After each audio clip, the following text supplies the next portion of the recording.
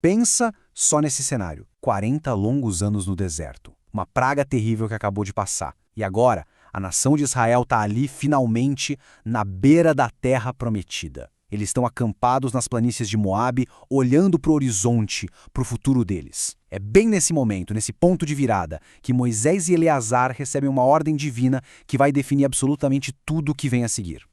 O que acontece a partir daqui não é só uma contagem, não. É o ponto de virada para uma nação inteira. É o fim de um capítulo bem doloroso e, ao mesmo tempo, a preparação para cumprir uma promessa que sobreviveu há décadas no deserto. Esse é o momento em que uma nova geração se levanta para reivindicar o seu futuro. Mas por que um novo censo? E por que justo agora? Bom, não era só burocracia de jeito nenhum.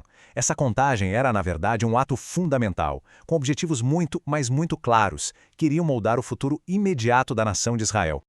A ordem era bem específica e séria: contar cada homem com 20 anos ou mais que estivesse apto para servir no exército. A mensagem era clara, né? Isso não era uma simples pesquisa demográfica, era a mobilização de uma nação para a guerra. E os motivos para isso eram dois e bem práticos. Primeiro, organizar um novo exército. A conquista de Canaã ia exigir força militar. E segundo, mas tão importante quanto, preparar a divisão da terra.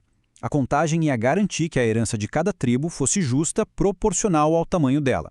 Era um plano para a guerra e também para a paz que viria depois. Com os objetivos definidos, a contagem começa. Clã por clã, tribo por tribo, a nova geração é registrada. E claro, depois de 40 anos, a gente esperaria um baita crescimento populacional, certo? Mas o que os números finais mostraram foi algo completamente diferente. 601.730. Esse é o número. O total de homens prontos para a batalha. Um exército gigante, sem dúvida nenhuma. Só que a verdadeira história não está nesse número sozinho, mas no que ele revela quando a gente compara com o ponto de partida, lá atrás, 40 anos antes. E aqui a coisa fica interessante. Vamos colocar os números lado a lado para entender. No primeiro censo, lá no comecinho da jornada, eram 603.550 homens. Agora, quase 4 décadas depois, o total é de 601.730. É isso mesmo. Surpreendentemente, em vez de crescer a força militar de Israel, diminuiu. Um pouquinho, mas diminuiu. E essa é a grande pergunta. Como é que pode uma nação inteira, depois de uma geração, acabar com menos guerreiros do que quando começou? A resposta não está na economia ou na sociologia, mas sim na história super tumultuada que eles viveram no deserto. Essa queda nos números não foi um acaso, não. Foi uma consequência direta, visível, da jornada de Israel pelo deserto. Os números, na verdade, contam uma história. Uma história sobre fé e, mais importante ainda, sobre a falta dela. A explicação é dura, mas é clara. Os atos de rebelião, a reclamação constante, a infidelidade, tudo isso trouxe consequências trágicas. Cada praga, cada juízo divino teve um custo humano que agora está ali refletido friamente nos números desse censo.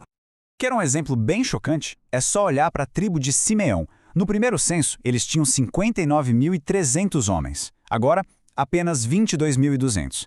É uma queda de mais de 60%. Acredita-se que essa perda gigantesca está ligada ao envolvimento deles no incidente de Peor, bem recente, onde eles se juntaram a mulheres moabitas em rituais pagãos e isso resultou numa praga. É um lembrete bem sombrio de como as ações de uma geração podem moldar seu futuro. E o próprio texto bíblico confirma isso de uma forma marcante. Nenhum homem daquela primeira geração, contada lá no Sinai, sobreviveu para ser contado de novo.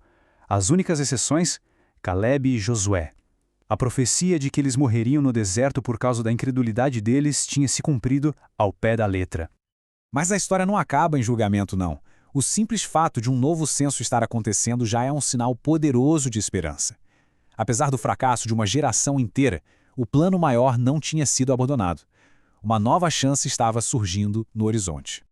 Mesmo depois de tanta coisa, de tantas mortes, Deus renova a sua promessa para essa nova geração. O censo era a prova de que a aliança ainda estava de pé. Ele estava organizando o povo não para o juízo, mas para a herança. Era um ato de cuidado, sabe? Preparando eles para finalmente receber o que tinha sido prometido aos seus antepassados. Então, no fim das contas, essa nova geração se vê ali, na fronteira, meio que presa entre dois mundos. Carregava as cicatrizes do passado dos pais mas também segurava a promessa inabalável do seu futuro. Isso deixa uma reflexão, uma tensão que, de certa forma, todo mundo enfrenta. Como é que se avança equilibrando as consequências do que já foi com as promessas do que ainda virá?